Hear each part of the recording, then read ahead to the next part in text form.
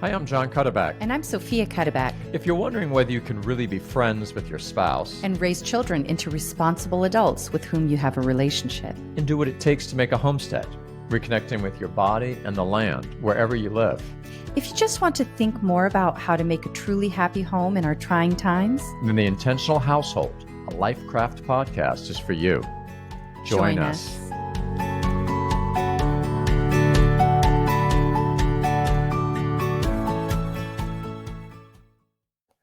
Welcome.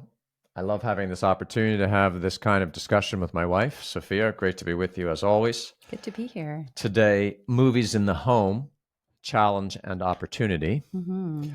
We've certainly experienced the question of what movies to have in our home, what place it has in our life has been a very big part of our raising of children. Mm-hmm. And people bring this up with us a lot. And so we certainly have something we've learned from experience. We're hoping to bring a little philosophical principles here to bear and give some sense of confidence, hopefully a little bit of confidence of how a movie certainly can have a place in the home, particularly if it's a limited and a curated place.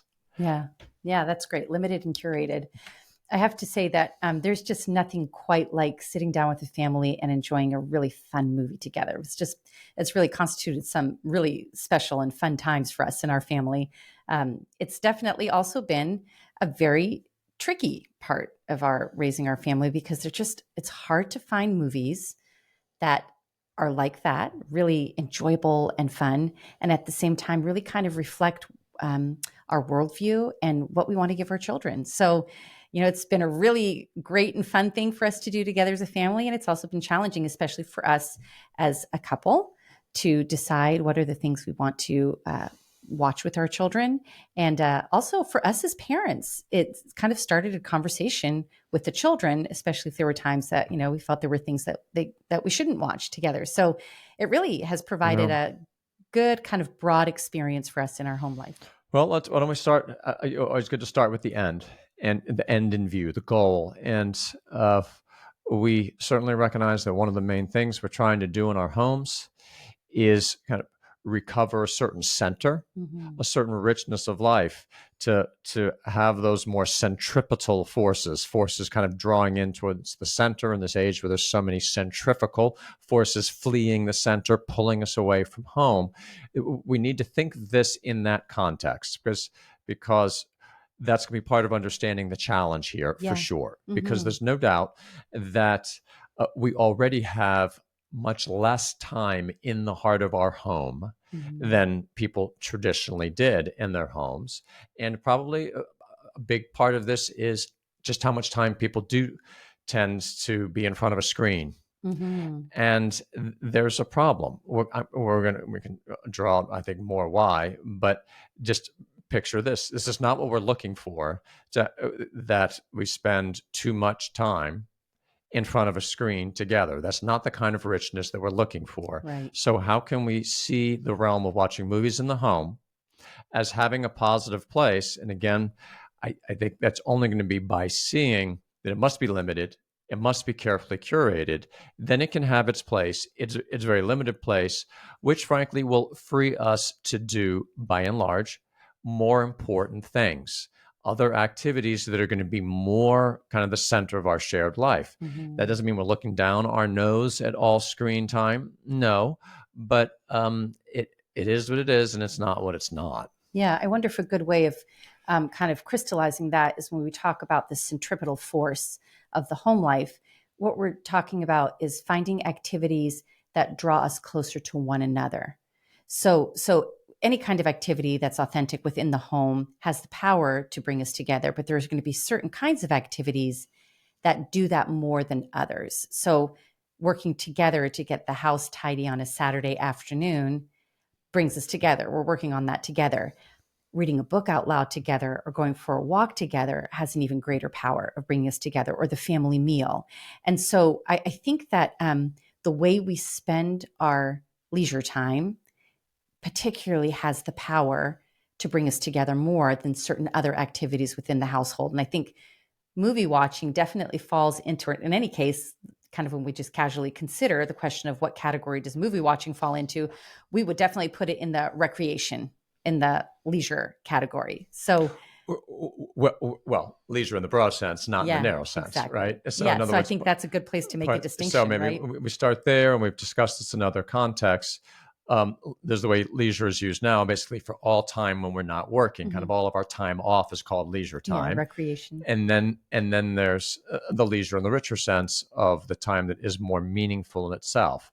So one way we can distinguish between, we'll make a distinction that we need here, is there's a time that, the way we normally say it in Aristotle's, amusement, which also was probably more of a recreation. Some of that can be entertainment, Mm-hmm. is kind of on one side, and the other side is the leisure, that's that richer time, like reading scripture aloud together, meditating on, having a deep conversation about the meaning of life. Mm-hmm. This is obviously leisure. Now there's things that also are somewhat leisureful, that can be also like recreation, but they're kind of riding the edge. I like to give the example of the family game, that in many ways it's just kind of a fun time. It doesn't necessarily have a deeper meaning in it, but it can then kind of transition, shade into a deeper kind of presence together, a deeper kind of shared reflection. Another example is, reading aloud together can just be very fun and kind of more the recreation slash amusement, but it also often, particularly when we choose good things to read aloud or listen to read aloud, it can lead to um, a shared discussion, a communing and thinking about deeper things, Mm-hmm. which now is, that's not amusement. Mm-hmm. That's more activity that's rich in itself. Mm-hmm. So, I mean, movies generally, we're going to have over on the side of, it's more amusement. It's more just kind of a recreation. Not that, obviously we're going to grant that, like a good read aloud, it could transition into a deeper way of being together. Mm-hmm. In reality, I've seen that happen very seldom. I Mm-hmm. think by and large, the good, fun, sit down together and watch a fun movie is a fun time together. Mm-hmm. It doesn't normally lead to, again, it can, but it doesn't. It's the normal mode of doing it. Isn't, now we're going to have a deep discussion about it. So, Mm-hmm. so when we're talking about the place of movies, I think we're generally more at the kind of entertainment, good time together. What do you think? Yeah, I think so. I just want to back up a tiny bit because I know that our main topic of conversation is movies. I don't want to get too far from it, but I just think it might be helpful in even how we think about kind of the place that something like movies or other entertainment has in our home. Could we just go back to the notion of leisure again? I think this concept is a little bit tricky for us, precisely maybe because leisure is used so broadly. And Mm-hmm. you gave us a couple of examples of leisure activities, reading scripture, even sharing books together. But could you just give us a little bit more of a, I don't know, I would call it maybe a definition of what does leisure consist in? And clearly, whatever this defining aspect of leisure is going to be what differentiates it from something that's pure entertainment. So, do you Sure, mind just sure. Okay, backing up and just giving us a right. brief Good. explanation Just of leisure? sure. Briefly, I mean, the kind of by definition, what Aristotle means, and the tradition should and does follow him on this, that it's activity that has its meaning in itself. Mm, It's not work that is always leading towards something that's outside of it. It's not amusement, which is more just kind of a restful diversion, hmm but it's or just kind of fun, but not very rich. hmm Leisure, it has its meaning in itself, so it always has a certain richness. Then, more specifically, Aristotle asks, well, what kind of activities especially will have that note? And he brings up the very important aspect of there's always a contemplative. There's an aspect of kind of communing with richer, deeper aspects of reality, hmm and so that can be on one's own. It can be together. So the deep discussion together can be a very good example of this. Praying always has a certain worth in itself. And so hmm praying is an exercise of leisure. Reading scripture aloud, where we're entering into the beauty and the depth. We're communing with the deepest of realities. So, hmm I mean, this kind of meaning, this kind of conversation can arise in certainly in different ways, and there can be elements of it in even our work Sure. and even our amusement. So again, that's a very rich topic, and we have talked about that in some other places, and we should talk about it more. But I think the key here is, while recognizing that good art, and sometimes movies can be good art, Mm-hmm. can lead to a kind of deeper contemplation of reality. That needs to be recognized. But in a kind of, and tell me if you think otherwise. Tell me if you think I'm being unfair. By and large, movies in the home are not going to be the way that we're kind of jump starting a deeper consideration of reality. Mm-hmm. We could do that, and there's Mm-hmm. certain movies that are A well springboard. suited Sure. to that. But by and large, I mean, you start out by saying that fun movie night. That's what most people are thinking, and that's what's, I think, going to be more common and more what we're going to focus on, which really is not excluding that it can have that richer leisure element, but it's going to be more in the area of amusement. Does that Mm-hmm. make sense? It does. And I just feel like in this conversation, I've always kind of struggled with the concept of leisure to try to understand exactly what's going on there. Just right now, when you were talking about that the work, that the activity has the meaning in itself, it just struck me.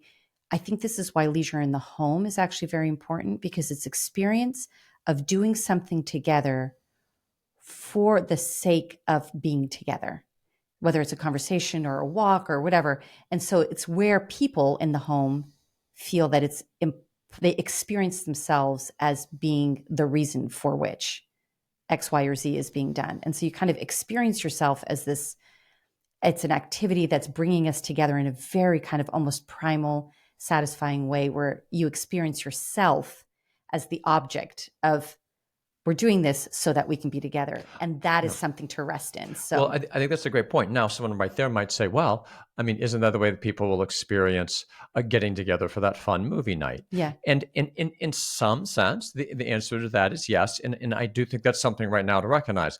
The good kind of family movie night is it can be a rich thing, can be much better than just, well, yeah, heck, let's just watch something. I'm tired, I don't feel Mm-hmm. like doing anything else. I'm just going to watch something. Mm-hmm. Anyone want to watch this with me? I mean, the more intentional, let's sit down together and do this, can have an element of people feeling special.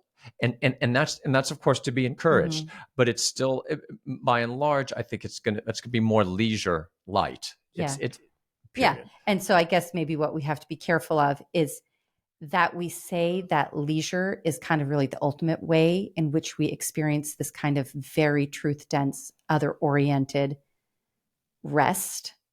While that might be the highest thing, that doesn't mean that we're saying, therefore, everything else is nothing. No, by no That you can means. Yeah. really have a situation where you have entertainment, which is not leisure. We don't have to pretend that entertainment is leisure for it to have a value. Correct. We just have to recognize that it has a different value. And I think that that's actually going to be very important in our conversation, because when you recognize that it has a different value, you won't accidentally replace it. I mean, I just think about food. Like if carrots are what give you nutrients, if just because your children really enjoy an almond croissant, you're not going to replace their carrot intake with almond croissants, because you're going to realize it doesn't fulfill what carrots and salad Right. and meat do, right? And so we enjoy almond croissants for what they are, but they have a place which is limited by what almond croissants are. And we don't have to make almond croissants do what nutritious food does in order for it to have value. So kind of in the same Right. No, way, right? it's not a perfect analogy, but I think it's a very helpful analogy. And I think it does go back to our limited and curated. Just Mm-hmm. like, fun foods definitely need to be limited and curated.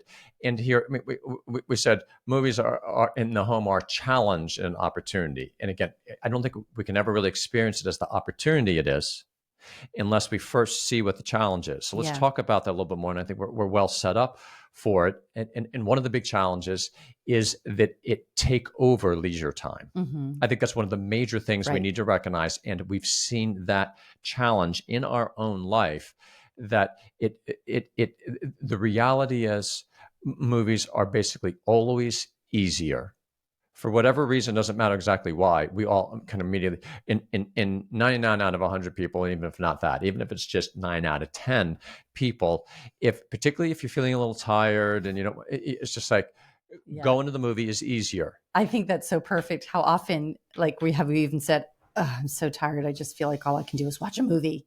Right. That's We very do that. illustrative. And if and we have established habits of restraining ourselves there and say, well, okay, but we're still not going to do it. Mm-hmm. The challenge is this kind, whatever exactly the reasons are of the appealingness of this media, then it is going to tend to overstep its bounds. It's going to tend to insinuate itself more into our day, more into our life than it should. That's a key part, I think, of this challenge. And, there's nothing wrong with loving movies. I'm going to be perfectly frank. When I hear particularly a young person, I just so love movies. I think to myself, okay, and that can be fine, as long as you are aware and intentional that it not squeeze other things out. Mm-hmm. And this is Take a the place big of, part yeah. of understanding the kind of order, exercising the great virtue and trying to develop the virtue called domestic prudence, the husband and wife together in crafting their life in the home. Part of it is being aware of subtle things like the the subtle power of movies to all of a sudden be, children and parents and sitting down, even together, doing it too often. So the Mm-hmm. first part of the challenge there is, even if it's great movies, watched together in a fun context, um, there's a such thing as a too much. Why? If for no other reason than this, there's richer, I'll put it this way, face to face. Watching movies is never a face to face activity. Mm-hmm. Even if it's together. And you might say, well, it can lead to face face discussion. To some extent, I'm going to say, yeah, but let's be realistic. How often at the end of the movie do we really turn and have face to face discussion? Mm-hmm. Something to be encouraged, Mm-hmm. yes, but it's not face to face presence. It's not the deeper kind of presence. It does not have the power that and the richness that reading something aloud as together, as a face to face, as a going into this together kind of activity does. Mm-hmm. So to see the challenge that there's going to have to be a certain discipline and self denial. I dare say this is certainly the case for me. It has been for years and years and years. I always want to watch more movies than I think I should in my life. Mm-hmm. And I wouldn't say that about reading aloud. I always want to read aloud more than is good in a lot of my life. No, I'm looking for more opportunities to read aloud as a family together. Mm-hmm. I'm not looking for more opportunities to watch a movie together. Mm-hmm. I'm more being very careful to limit them. Mm-hmm. Well, maybe at this point, what would be helpful in beginning to kind of make a discernment is to recognize what are some of the limitations, because then it helps us to know how, like if up till now, what we've really kind of felt about a movie, it's the moment, at the end of the day when we're too tired to do anything else face to face or anything like that. If it's the fun thing that everybody wants to do, it's a little bit hard to come up with a reason why we should limit it. So maybe if we begin to recognize a little bit, what are some of the limitations of this medium, even as entertainment, genuine entertainment in the family, maybe that will help kind of make it clear, or make it a little bit easier to say, I think we won't do that today, or I think we won't do that this evening. So. Sure. Well, certainly some of the reasons that we're going to, for sure, want to limit the time they're watching movies, in addition to what we've already mentioned of it's taking away time that would be doing something else, would be kind of focusing on the power of imagination. And there I'd say both how it affects our imagination simply in our ability to imagine things, and the way it has a unique power to just put images into our imagination in an unfiltered way. Let's just first of all see that when we're reading aloud to ourselves or to others, or just reading, we are making the images. So first, there's a kind of activity there, by the way, that develops your imagination. I don't think this can really be contested. Reading strengthens the power of imagination in a way that watching anything on a screen simply does not. And indeed, we don't have to at this point, go into the studies that have been done, and I'm no expert in it, but I have some confidence in, from what little research that I've done, that it actually tends to more hinder your imagination. In general, the more screen time children have, the less active of an imagination they actually have. And this makes sense. with all powers of soul and powers of body. We using them is what develops them.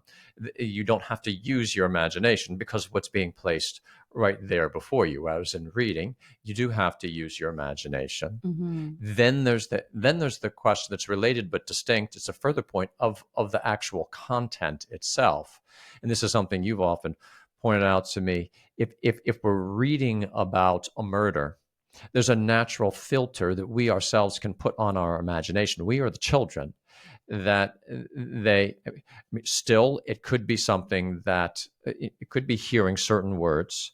You form certain images that are scarring and memorable that you wish you didn't have. That can still happen, but by and large, obviously, there's a kind of filter there that, as opposed That to, protects you. if Yeah. yeah, if you just simply see Mm-hmm. the way it can be so powerfully portrayed on film. Just for instance, someone being murdered, that boom, straight into your imagination. You weren't able to filter it. Now you have it.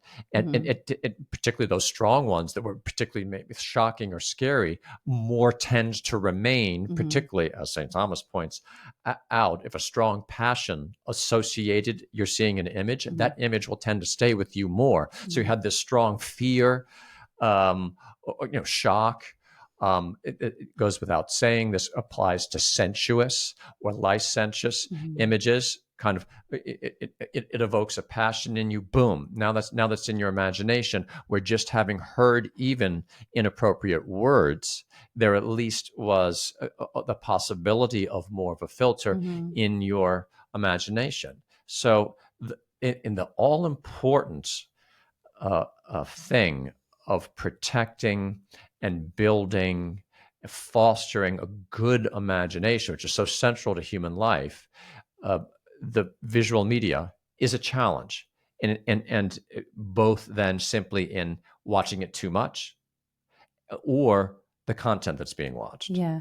Yeah. And kind of going back to what you said about the kind of images we form when we're listening to a book being read, I think that also the thing that struck me is this is part of the reason that it's actually easier to find a book that is suited to the family that has many ages, because the younger children will draw images that they're capable of, which might not be as That's a great point. distinct, right? And so even if something, let's say, scary happens in it, the older children who are better equipped to handle it and they have more experience, they have more ability to populate those words with an image than the younger do. And so therefore, a book that maybe would be super scary for a little child if they were watching it as a movie is fine for them to listen to, with the older children being more entertained or more engaged with the deeper nuances, because the younger child has less material with which to build the image. Yeah, Whereas a great point. movie, everybody, regardless of their status, where they are as emotional, intellectual,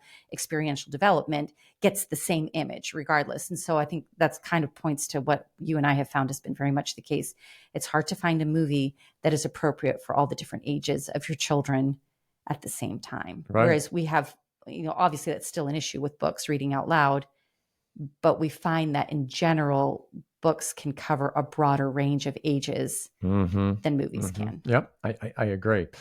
So if it's kind of in summing up where we are, a key point here is, all right, so what's the challenge of watching movies in the home? First of all, there's the aspect of that it's going to tend to kind of overflow its bounds. It's going to, because it's so immediately appealing. Mm-hmm. uh, our children are going to want to watch it more than really is going to be good. Mm-hmm. And so that already, just what's it going to replace in our life by kind of expanding more and more. Yeah. Then there's the imagination aspect of Yeah. just the power itself, that it tends, I think you can even say, long term, in any case, it's going to dull your imagination. In any case, it's not exercising it. And the aspect that very often images end up being thrust into our imagination that we'd rather were not there. Sure. And now they're there, and they're strongly put there.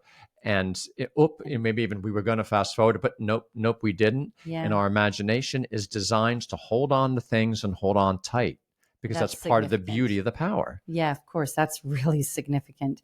There's something else I wanted to say, but it slipped my memory. I was just going to say that we're talking about, and this is not about comparing movies with reading out loud. We just fell into that comparison because, of course, there's such a similarity between what's happening when you read a book out loud for entertainment and when you read movies. So it provides kind of a good opportunity to kind of recognize, well, what are some of the differences, negative and positive? But even as you said, you just want to keep watching more and more movies. It's not that you don't feel that way about having this. I mean, our children over and over again said, "Oh, one more chapter." We were reading Lion, the Witch, and the Wardrobe. Well, one more chapter, one more chapter. The funny thing is that it seems that reading out loud has a built-in kind of limit that kind of prevents a certain type of, I don't know, entertainment gluttony. Whereas the ease of just pressing the button and watching the movie, it's a kind of a natural stop on glutting the imagination has been kind of removed in the movie, which means if the natural kind of stop for glutting the imagination has been removed with movies, now we have to exercise the stop on that glutting through a kind of an intentional scrutiny and action. So we have to be more careful now in a way that we would never have to even really thought about it with reading, because you get to a point where you just have to go make dinner. You can't keep reading The Lion, the Witch, and the Wardrobe out loud. Sure. So anyway, I just thought was kind of an interesting additional point. I wanted to say one other thing that, of course, we're talking about children because, of course, being custodians of their imagination is very important for us as parents. However, I want to underscore that everything that we've said so far, it just occurred to me, these things also apply to a consideration of us as adults. Absolutely. That watching movies, okay, we might have a lot of experience. We might have seen a lot of bad things. We might know a lot of bad things. It doesn't change the fact that watching visual images powerfully portrayed, it doesn't mean that those are not making searing images into our imagination that then are there and they come unbidden at any time. So we have to exercise the same care in limiting and curating movies for ourselves as adults. Or it seems that it would be fitting for us to consider kind of the principles of limiting and curating as much for ourselves as adults as we would for children. Amen. And a central point of the philosophy of human nature course that I teach is that that what is in our imagination, the images in our imagination, are a very powerful determinant of our worldview. It's a very powerful determinant of how we think about reality and how we are moved by reality, by what we want. This is it's hard. Wow, it's hard to quantify that. It is hard to quantify how profoundly true, by a divine design, about what human nature is. What is in the images in our imagination have a deep, often unconscious, subconscious effect upon how we're thinking, how we're wanting, how we're loving, how we're desiring. And so we have a solemn obligation to think in terms of crafting what is going into our imagination, what's not going into imagination, how we're building our imagination to have the kind of ability to do what God designed it to do. Wow, that totally underscores why it's in fact so important for us to carefully consider what is otherwise entertainment. You're like, oh, it's just entertainment. Exactly. And it kind of makes you feel like, well, this is not leisure. This is not the serious things of life. It's just entertainment.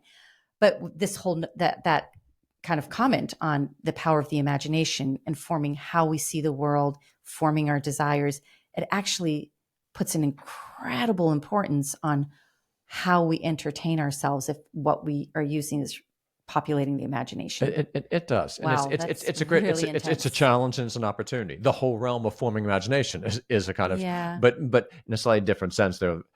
Here where I'm calling, where we're thinking about movies as a challenge and opportunity, that we really do mean by challenge, I think. I mean, a challenge that means a kind of problem, or in other words, I mean, this problem aspect of it's not the best way to be forming the imagination. It's not the richest way to be using our time. But does it have a real place? Yes. And something that we really can enjoy, again, without feeling guilty, and you can enjoy it much more if we're not feeling guilty, and we have a better chance of not feeling guilty if we've been intentional, we've thought this through, realized how serious it is. We're going to try to enunciate some principles, make some suggestions here, that it's not about, okay, this is exactly how it has to be done. We're having this conversation, hoping this conversation helps other people, other spouses, wherever you are, have a similar kind of conversation, similar kind of deliberation, and you're going to have to make a decision in your own life, in your own homes. But I'm just toss out there. This could be obviously controversial. There's going to be different answers to it. But when we ask ourselves the question, how often should we in our home, either in our marriage, and we're going to give some examples here of some movies that we maybe just watch together as spouses and things, versus things with the family. But how often should movies be being watched? Is it every day? Is it every week? Is it every Mm-hmm. month? I mean, what would you say to that, dear? Gosh, I so often hear of people saying, Friday night is family movie night. And I just find myself going, are there that many good or appropriate movies that you could populate a movie every Friday of the year? So it just makes me a little bit concerned. I mean, as I go through kind of, and boy, let me tell you, we hunt for movies. It just seems like if you really kind of scrutinize them with a fine tooth comb and go, is this the filter of reality that I want my children to have, or I want myself to have? With children, of course, it's more important because we're kind of offering them a filter. Whereas for us, we have other filters and we always have to be careful. But it's hard for me to picture that there are that many good movies, unless your family's totally fine about rewatching movies over and over and over again. All right. Well, let me then pose a question. What if? Now I can imagine some people thinking, well, actually, if you include good foreign films, and now they've been made, and there's some good ones being made, and there's so many old ones. What if there are that many good movies? Mm-hmm. Is it? Do you have a problem with it being a weekly part of the family thing that they're watching movies? May I just throw out there? I could see. I mean, we're going to share here. We don't watch movies that often. Mm-hmm. We're glad that we don't watch movies that often. Although we We're, enjoy a good we're, one. we certainly enjoy a good one, and I would have enjoyed watching one every week. But honestly, part of it is I think I even enjoy them more than you do, dear. Um, we restrain ourselves, right? And now, are we going to make an absolute of that? Absolutely, absolutely not. Can I see a situation where a family is exercising good judgment, and okay, we're gonna go ahead here and have a weekly movie night, every Sunday night? I certainly can see that being a reasonable part of a household. Mm-hmm. We happen to not want to do it that often. We're not going to say that's any kind of absolute. But what are Well, you thinking? I can really only speak from my experience. And my experience as a child, I think it was kind of countercultural at the time. My parents had no TV in the house, so we didn't watch TV or movies hardly ever. But when we went to my grandparents had a TV, and so Saturday night was the Disney Channel or something like that. My parents were very careful about what we'd watch, but we got to watch things on a regular basis. My experience about a weekly movie, in a strange kind of way, the week became very short because you were looking forward to the next Saturday when you were going to watch a movie. And the impression of the movie lingered so hard that it almost precluded settling into a different kind of imaginative exercise. So then when we would go home and we would watch no movies, it's almost like your imagination would start relaxing into doing kind of exercising your imagination in a different way. So my personal experience as a child was that while we loved, watching a Saturday evening weekly movie, I kind of feel like it precluded a kind of imaginational activity that kind of needs a little bit more space and kind of it needs to not be kind of crowded by the anticipation of, oh, the next movie. Oh, I can't wait till the next movie. And so that kind of the regular promise of a movie almost seemed to preclude the kind of practice of imagination activities that maybe actually took a little bit more effort, or in any case, a little bit more silence or a little bit more space. So, Well, I think people are going to find that a pretty tough pill to swallow. I certainly hear what you're saying, and I think there's much to it. And I'm going to say, likewise, in our family situation, maybe we'd put it this way: we have tried, and this might not be possible in all cases. And the grace of God, we certainly haven't done it perfectly, but we are happy to the extent that we have tried hard to cultivate a reading aloud, kind of sitting around the fire kind of habit in our family, where that is more the kind of go-to thing. And if I may put it that way, I'm very, very happy that there isn't always kind of, if we say, well, does anyone want to sit down and read something right now, that we don't just get a, can we just watch a movie? Mm. Which certainly sometimes is going to have to be reckoned with. Mm. And again, that's part of the challenge. Very often they're more appealing, they're easier, especially if you're tired. And that's going to be a part of our life. And I've already just shared, I myself often still kind of think, gosh, okay, it just would have been easier. I would have loved to just sit down and watch a movie right now, but we're going to go sit down and we're going to read together. Mm-hmm. So we have purposely, intentionally cultivated this kind of limitation of the movies for the sake of being able to enjoy them in their time without it kind of always being there, Yeah. by kind of establishing an expectation in ourselves and in our children. Mm-hmm. So if that seems a bridge too far, well, if it is a bridge too far, well, that's a bridge too far and don't do it. Mm-hmm. But in any case, just for the sake of discussion, just putting out there, it might be the case that if we, for instance, as a luncheon practice, we set aside for some time, kind of not doing anything at all. We go a number of weeks, or maybe if we look, honestly, if people have been watching something pretty much every day, maybe then as a luncheon practice, you just watch something on Sunday. Mm-hmm. That already would be, you don't have to go cold turkey, start. So we have to be realistic about where we are. And particularly if we're going to talk about changing habits in Mm-hmm. ourselves or in our family members, there's going to be different approaches there. But a goal, one way I think of saying a good goal here is to try to have it be so that, flipping on something and watching it isn't kind of the default position Yeah. when we just want to relax / we just want to be together / we have a little break from our work. And it's very understandable. I think that probably very broadly in our culture is absolutely the default position. Or if it's Mm-hmm. not movie, it's going to watch a YouTube video or Mm-hmm. whatever, or play a game online. But right now we're focusing on the movies.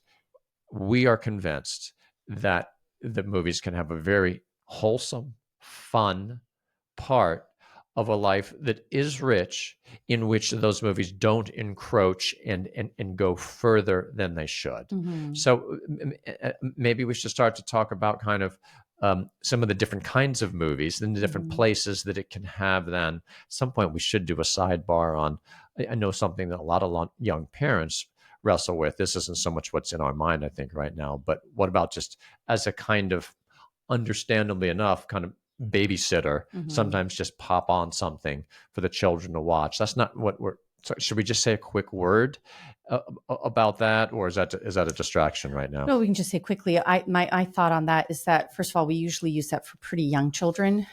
So I think it's wise and it's kind of incumbent upon the parent to educate oneself about the kinds of very young child movies or shows that are generally used for babysitting that actually have kind of neurological effect on the children, which might be very surprising to some people to find that out. But Right. it's documented that there's very negative and addictive neurological effect on Particularly with children. the bright colors and fast movement that otherwise might have seemed perfectly fine. Exactly. So I think it's important for parents to educate themselves And that's about, particularly about the content. What kind? If we're going to do it, what kind makes a big difference? right. And so the content, what kind? And I know we're not talking necessarily moral content here. We're literally Right. talking about just the actual structure of the show, Mm-hmm. which can be even more surprising because we're all pretty attuned to moral content. Of course, no one's going to play bad moral things for your little children. But so I think that's important. And then understanding that if we're using some form of visual entertainment for children as a form of babysitting, then essentially what we're doing is we're using that as an opportunity so that we can go away and they can be occupied. So to kind of be aware that in a certain sense, it's not even like watching a family movie where we're doing it all together.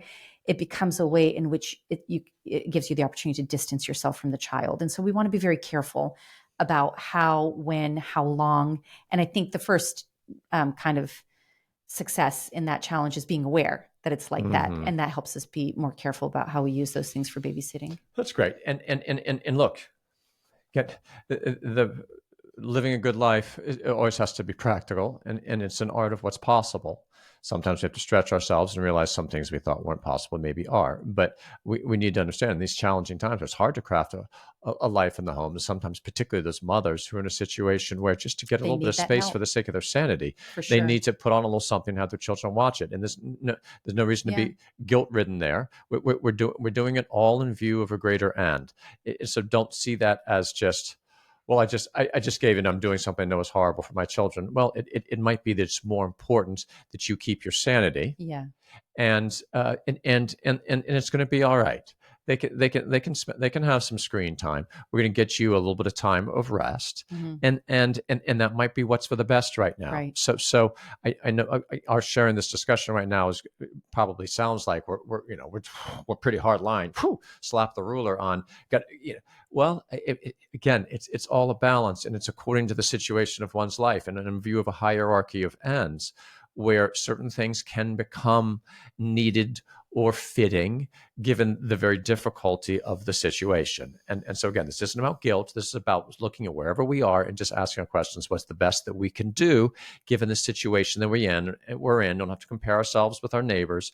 What's the best we can do, and trying to face this challenge and realize there is an opportunity here for a beautiful way of being together, hopefully in a limited and curated way. Yeah. But let's Yeah. go ahead and I know you have some thoughts, dear, on kind of the different kinds of movie Hmm. situations we think about. Can you start Yeah. to share So, that with us? maybe just kind of like to kind of consolidate things, wrap things up. So we're basically saying that we recognize that movies aren't, intense leisure activity. They are kind of an entertainment, but nevertheless, it is a very important, impressionable, very powerful form of entertainment in our formation and the formation of our children. So we're going to be careful, or in any case, very aware of how we're using that. And then the question of weekly movie, not weekly movie.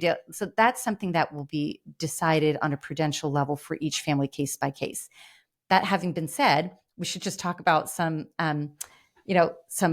ways of thinking about movies so that we can utilize them in our life, kind of Mm-hmm. as Mm-hmm. one of the great. It's a danger of movies that they make such a powerful impression, but it can also be one of the great powers of movies. So when you watch a really beautiful movie with great images, you want your children, you're grateful for your children, you're grateful for yourself to have this image of great nobility or love or whatever the image may be. So Absolutely, so and we so really needed to note that. yeah, I know up to this there's point we've been they're a kind of powerful emphasizing the tool. danger, Yeah. and this is this point doesn't change. I don't think the earlier points, Mhm. but I mean, yes, there is this power for good. Yes, absolutely. And even the good of experiencing genuine entertainment Mm-hmm. in Mm-hmm. a good way, Yeah, right? So yeah, yeah. often in the world that we live in, entertainment is actually a dissipated, whether very dissipated or a little bit dissipated. That after you're done, you kind of go, I don't feel so good about that. What we want to do is provide a form of entertainment for our children, whether it's movies or other things, that's genuine entertainment that is curated to be a wholesome and good entertainment so that we come away from it with our spirit uplifted, feeling refreshed and ready to joyfully move forward into the other good things that we're doing in our household. Amen. So a couple of challenges I find, or this might be actually a helpful way of thinking about movies, is that one of the challenges when you have multi-age family is finding movies that are appropriate for everyone. So I think that it might be good to think of movies in three categories. So the first category being something that is kind of purely entertainment. It doesn't really have kind of a dense conversation factor to it. They're just fun. They're just something that's fun that doesn't have anything bad in it. And those are movies that I feel like are the kind of movies that a family is looking for that has younger children. So, 12 on down, or it begins challenging once you have like 16 and 17, and then you have some 5 and 6 year olds. It's challenging when you're really spanning a large age range, but that kind of initial age where you're really just looking for something that's joyful and fun, and that the children might not have the capacity to discuss deeper things. Tell us some ones So you've ones watched we that enjoyed as you think fit in children, that. and they're kind of perennial. I know they're dated, but I think young children aren't really particularly sensitive to datedness. We just love the Haley Mills movies. So um uh what was Pollyanna is one of them, of one of the Haley Mills movies. Now that one is a little bit falls into the category of having more content, which is actually lovely because it's in color, it's very entertaining, the story is captivating. She's such a great personality, but there are bigger themes, which it's great to expose your younger children who maybe can't discuss it yet, but they're beginning to see images of, nobility, obedience,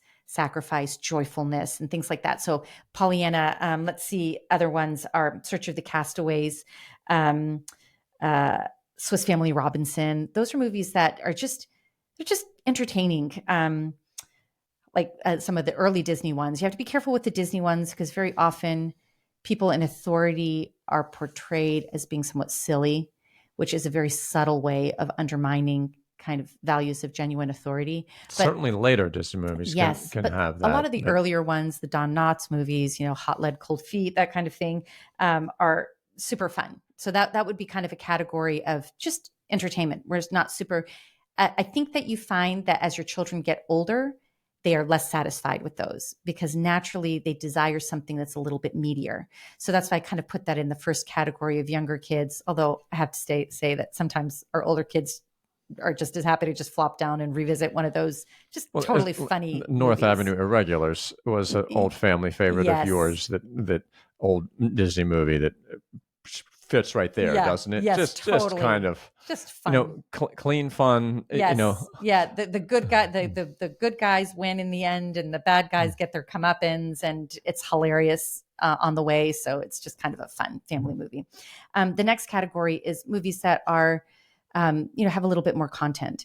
And these I think are content, I mean, as in kind of the substance of what it means to be human, challenging kind of notions or situations that might happen in life that I'm not talking about like content in the sense of something that you would want to forward or excise from the movie, but something that is a little bit kind of introduces the child into things that are challenging in being human. So, and so these are ones that I would say, I'm just going to throw out a couple of examples that I think this is the category in which parents need to be exercising a very particular prudential judgment for their family. So the hard job of a parent of previewing a movie, I think, is super essential. If you're going to be showing your children movies, you better know what's about to happen around the corner. And I don't mean just something that's immoral, but there could be something that is kind of part of what it means to be human that is really hard for an 8-year-old to see or understand. Maybe they're not emotionally prepared for that. So I think it's very important for parents to take on the responsibility of previewing movies before you watch them. This category of movies already kind of invites the parent to have to do that because of some hard things. So one that really stands out in that category is the beautiful movie Captain Courageous, which has some hard things of someone dying out of a kind of a sacrifice to save someone else. And you've come to really love this character and he's really amazing. And it just breaks your heart that he dies. So that's the kind of thing that we waited for a while to show our children, although it is something that's enriching for them to see, know, and understand as a beautiful sacrifice of heroism. We had to be very careful. We have very sensitive children, very image sensitive children. And so we had to really choose carefully when and what time and which children were able to see that. So another one that falls into this category is Sound of Music. Absolutely love it. And in some ways it can go in the first category too, because you can watch it and not talk about any of the bigger themes. Any movies in this category, you need to be prepared to have a conversation with your children, not because you're necessarily preventing them from having a trauma, but more because it's the opportunity to have a conversation, the springboard to have a conversation. Or not just this. I mean, any movie, we at least need to always be alert to that. If we're talking about watching movies with our children, right, we're always going to be alert to this. This is part of being a parent, that this might raise things, particularly through those strong images that need to be addressed. It's Right. so easy for us to get into the zone of, oh well, gosh, Sound of Music, good grief, what could possibly bother anyone Yeah. in that? But particularly because now it's seen as so innocent, we're probably showing that to some very young children that we don't recognize or not realize Yeah. that can be, that's showing them a kind of thing that they've never had any kind of visual contact Yeah. with before, Yeah. that might need to be addressed. And if they are scared, we don't just you know Brush it off. exactly. I just have to say about Sound of Music. I mean, this, and it's funny, every single one of our children independently had this reaction to the scene in the beginning when Maria goes into the ballroom for the first time while she's waiting for the captain to come to meet her. And she pretends that she's a lady dancing, and the captain comes across her, and it's kind of absolutely mortifying.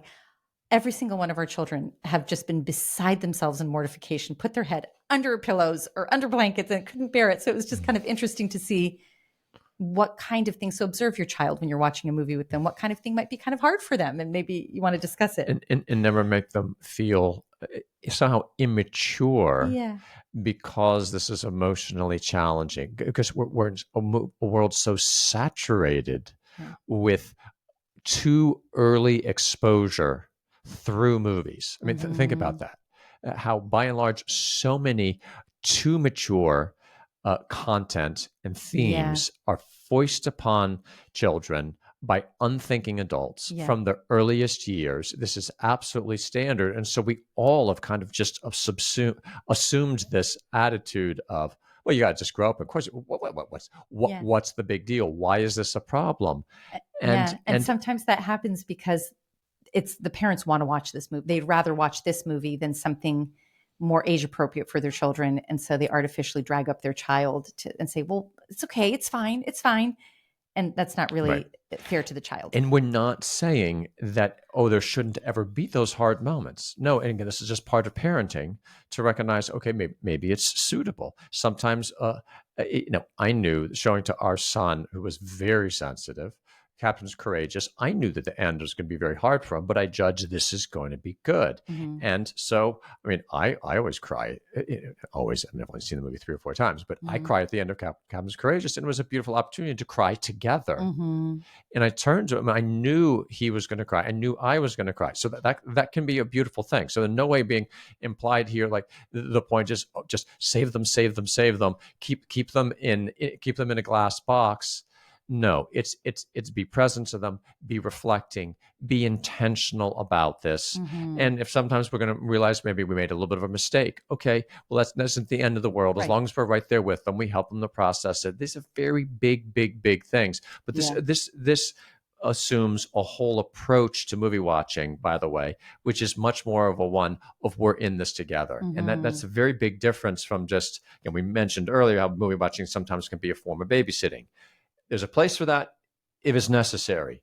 It's never ideal. I don't think it's ever ideal just to send the children off. Oh, here, just watch this, kids. I'm saying it's bad, but it always would have been nicer to be able to be there with them and to be able to be there in those things with it. Because the reality is, again, that kind of imagery is so powerful and lifelike that it's simply unique. Yeah. So I want to just throw out a couple more movies that in that second category.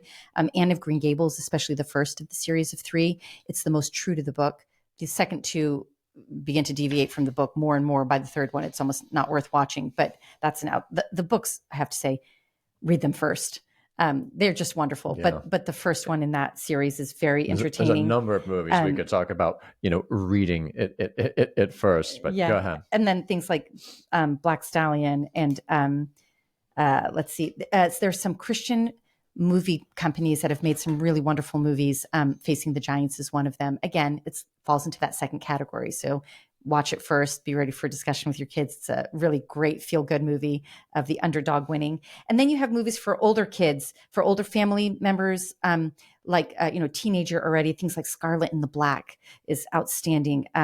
Tree of the Wooden Clogs is a very rare movie that it's hard to find. It was one of Pope John Paul II's favorite movies. That's a real thinker, conversation starter. Then you have the A&E, Pride and Prejudice. I mean, our son, Raphael, loved that one from when he was quite young. So it's outstanding adaptation it's actually my favorite of the books. Persuasion, the 1995 Persuasion, I love. David Copperfield and Our Mutual Friend, Dickens. So those are the ones that were made in 1998 and 1999 are outstanding adaptations of the books and are really worth watching. Wives and Daughters, North and South, again, BBC. And just to say, the point is that we're not trying to give some type of list that is like, okay, here's everybody's or anything like that. But you're giving just examples possibilities of different and kind of in these different areas. Yes, exactly. And you'll see that where our tastes kind of tend in the direction of genre movies, of really great novels that have been made into good movies. But so there are other things too that one could certainly include there. But those are examples of movies that are really substantial.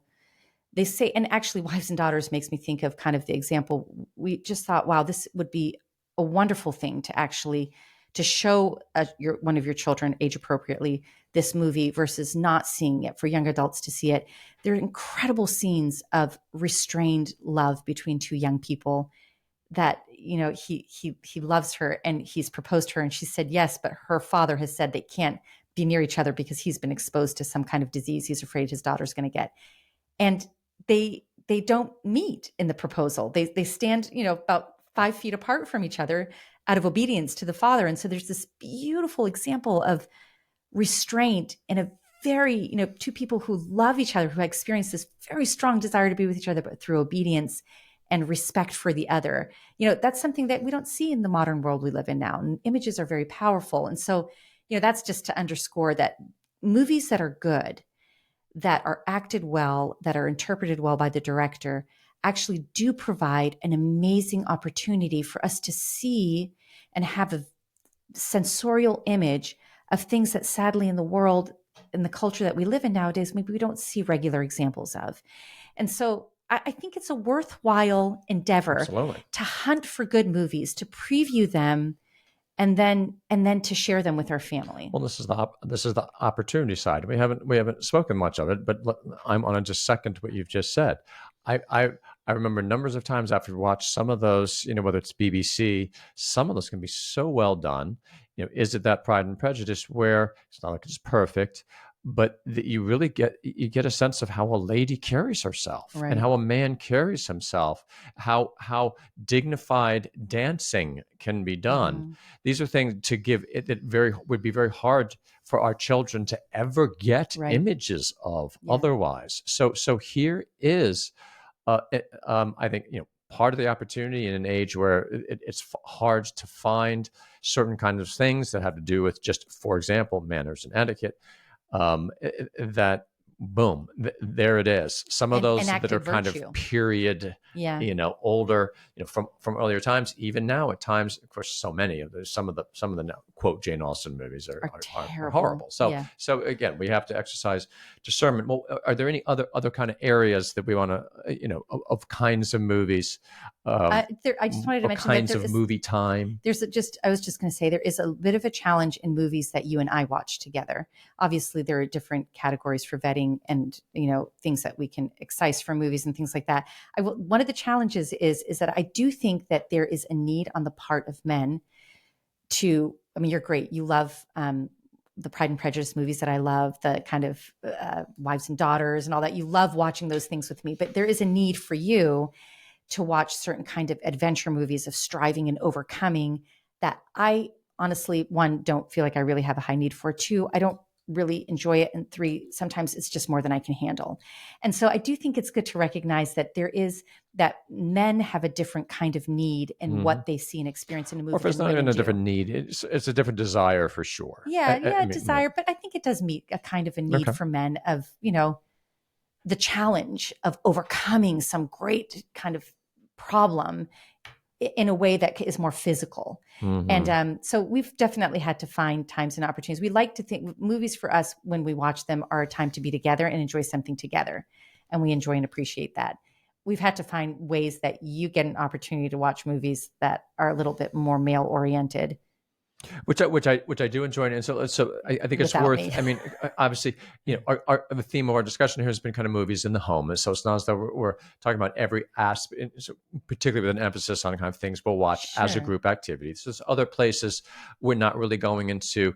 There's the whole kind of genre of the highly artistic movies that raise really deep questions that can be a very nice thing for spouses to do together or adult friends to do together as a fun and enriching activity. Let's get there and watch this kind of artistic movie. Very often it might be a foreign one that absolutely has its place. Then there's the ones that I absolutely enjoy.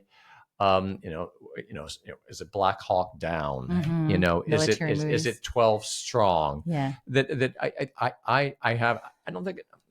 In any case, I enjoy particularly with some men, and it can lead to a good discussion of more things that men are interested to discuss together, Mm-hmm. and give them a kind of visual on pain and courage and suffering and Mm-hmm. betrayal, and Sure. so there's absolutely a place for that. That's probably not so much something that is a home Mm-hmm. Yeah, yeah, activity, right.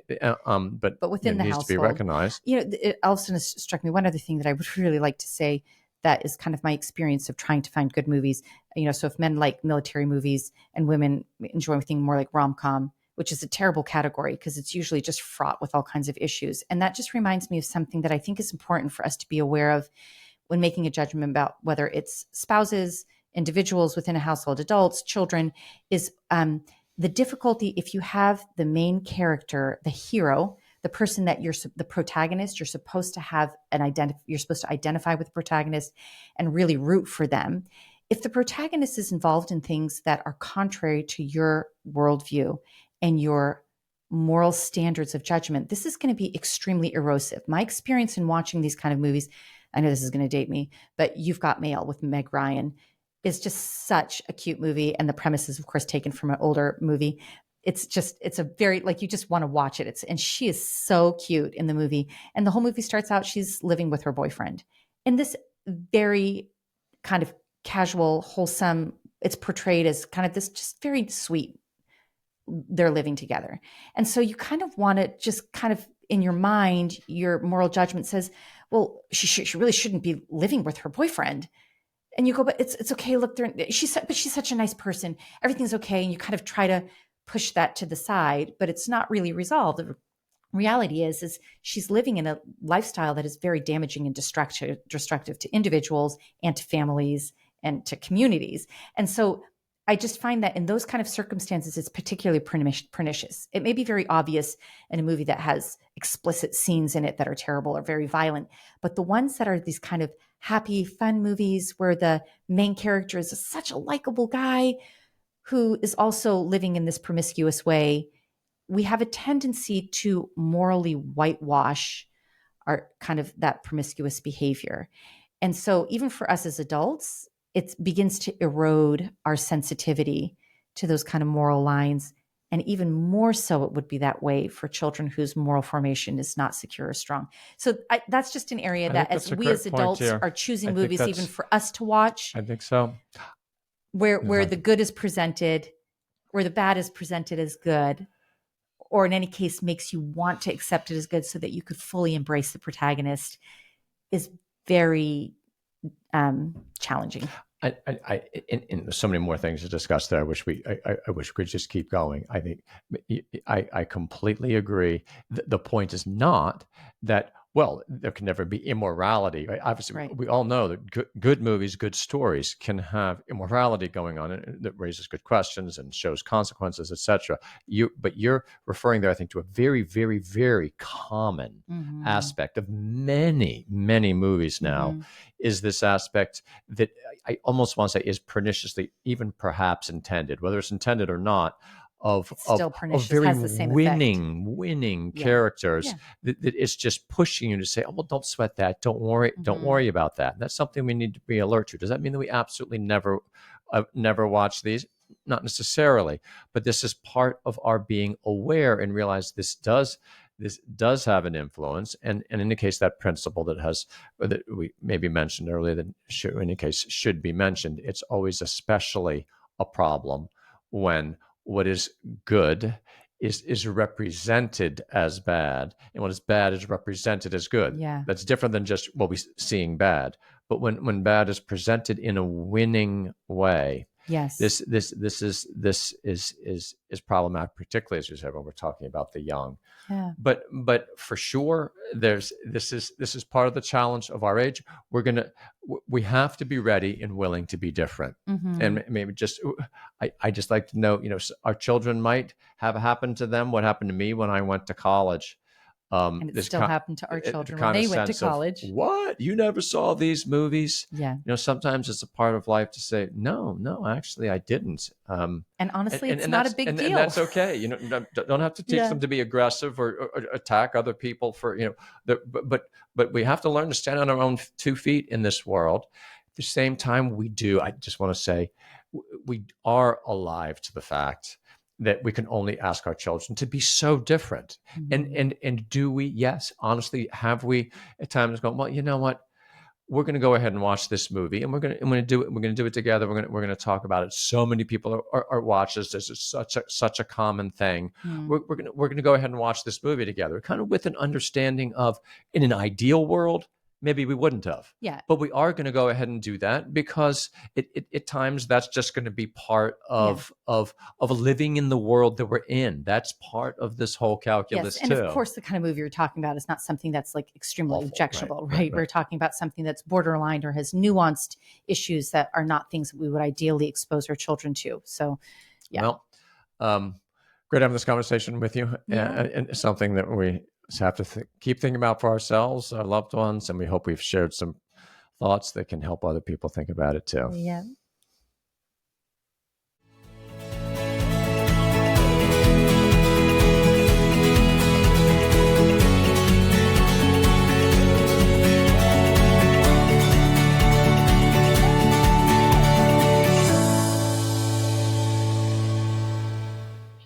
Thanks for tuning in this episode of The Intentional Household. If you've enjoyed this, please like, subscribe, and leave a rating or review. If you have any topic requests, please send them to lifecraftgroup@gmail.com. For our Wednesday reflections, free courses, reading groups, and live events, please visit life-craft.org.